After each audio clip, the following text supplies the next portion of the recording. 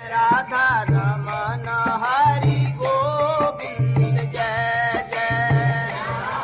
want to talk about cleanliness. It's a very important part of our devotional life, keeping clean. My Guru Maharaj said that cleanliness is next to godliness. There's three modes of material nature. Sattvagun, Rajagun, Tamagun. It means mode of goodness, mode of passion, and mode of ignorance. So, dirt is characteristic of the mode of ignorance. And although a devotee is supposed to be transcendental to the modes of material nature, devotional service is not something in the mode of goodness, for example. It's transcendental.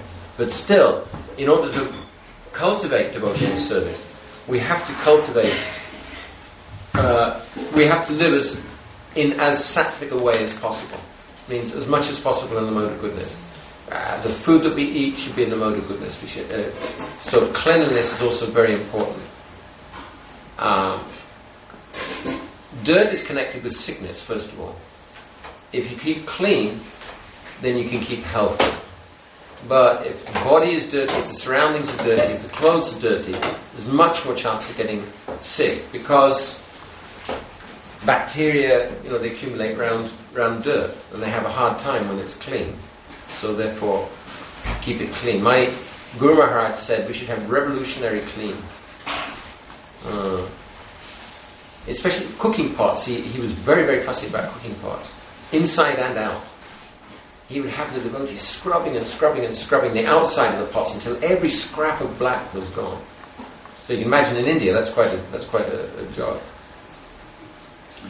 Not only bacteria come where there's dirt, but subtle entities come as well. Ghosts, all sorts of subtle entities come. So there's all sorts of bad influences if we allow our surroundings, our clothes and our body to become dirty. It's difficult for us to understand this question of cleanliness. Because in the Western society is not very aware of this, not very conscious of this. We see, like we were discussing this evening. People in the West, they take it for granted you wear your shoes into the house. You're walking out in the streets, and the dog stool, and the dirt, and the mud, and everything. And you just come straight in the house. You wipe your feet on the doormat, and just come straight in, and everything you have on your shoes is just spread all over the house. In Britain and America, I don't know the rest of Europe, Sweden anyway, they don't do that. They don't wear their shoes in the house. In Russia, they don't wear shoes in the house. China, they don't wear shoes in the house. India, they don't wear their shoes in the house. Japan also, they don't wear their shoes in their house. So, we're coming from a backward society, very backward society. Although the British are very proud of being like superior to the Indians, but actually our living is barbaric. My Guru Maharaj said, before he came to the West, he said, I know the people there live like animals. This is a Vedic view of our lifestyle. So, keeping the house clean, sweeping, keeping the floor clean, mopping. Water is a cleanser. Brits think if you sweep with a broom, then that's it. It's not. Water is for purification. And we use water, for example, when we're doing puja. A lot of water. Keep things very clean. Body should be clean. Bathing regularly, at least once a day. Clean clothes as much as possible. If you wear these clothes, then it's relatively easy to wash them every day, have clean clothes every day. Because if you're wearing pants, trousers, jackets and like that, not so easy, not practical. But so as much as possible, we should try to wear clean clothes all the time. Using the toilet also, so we have to cleanse the body afterwards. I was in Russia, Ukraine actually. I went to a school and I told the youngsters there a story that I heard when I was in China. So in China they're so paranoid about spies and like that. So some years ago, if there was any suspicion, somebody would be imprisoned immediately. So one family, they had a friend who used to come from Hong Kong or from the West and visit them and then go again. And one time this person coming from the West brought some toilet paper and left it at the house. So they were using toilet paper sometimes. But then someone from outside the family came to the house and saw the toilet paper, and they said, oh, Western, they must be spies. And the people went to prison for a couple of years. So I told the Ukrainian youngsters, the students at school, the story. So the mom said, well, if they weren't using toilet paper, what were they using? I said, well, a bottle of water in a hand. Ugh! But if you tell people in India what the Western people do, just using toilet paper, they would also have the same shock, horror reaction. Paper doesn't clean. We have to use water. Another thing, actually the body is basically inside. Everything that comes out of the body is dirty, practically speaking. Tears, okay, but everything else. So if the mouth is also dirty. So therefore, if you touch your mouth, then you have to wash your hands. This is basic cleanliness. Otherwise, what happens, if somebody is careless, like they touch their mouth and then they walk upstairs and they got their hands on the rail, right? So everybody else who walks upstairs touching the rail, then automatically their hands become contaminated. Everything they touch becomes contaminated. Or if you're eating, taking prasad, and then chewed prasad falls, on your clothes, like that. So the contamination spreads everywhere. So it's very important for the consciousness of the whole community to be very conscientious about that. So these are basic. Coming into a Vaishnava community is quite daunting for a new person because we tend to throw all the rules and regulations at them, at one time, and they're lucky if they don't get a nervous breakdown. So, but this is first level.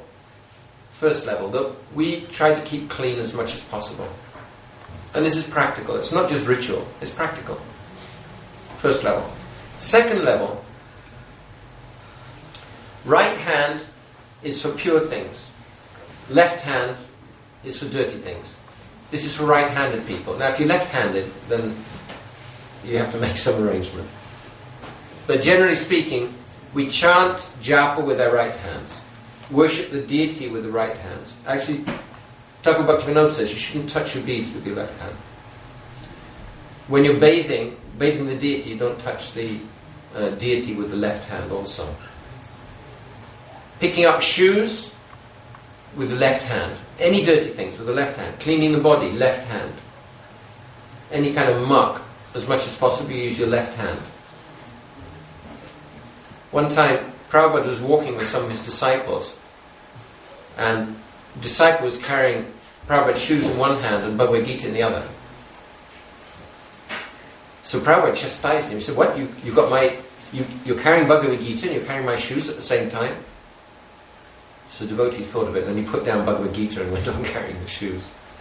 He was more kind of interested in Prabhupada's shoes and he wasn't carrying Bhagavad Gita. So, left hand, right hand, this is important. Left hand is for dirty things, and right hand is for clean things, ceremonial, like that. Now the question of cooking. Dirt when cooking.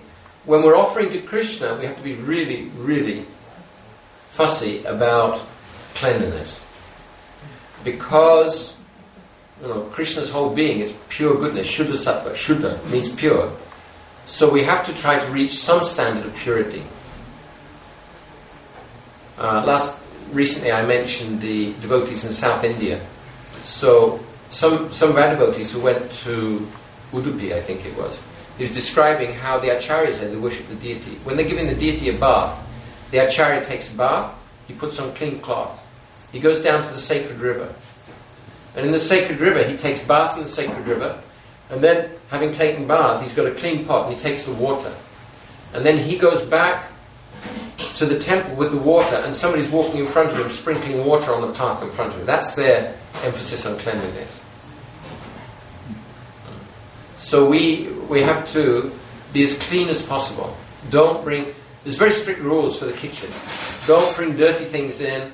Don't bring, any food that's been eaten, even plates plates that have been used for eating, cups and spoons and so on.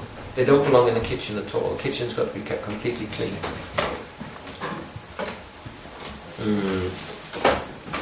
And when we're worshipping also, everything should be spotlessly clean. No hair. We should make sure that no hair falls onto the plate. Even Prabhupada's very strict. In the kitchen, you don't talk when you're cooking, because otherwise little drops of saliva can drop in the food. And this is offense, save aparat.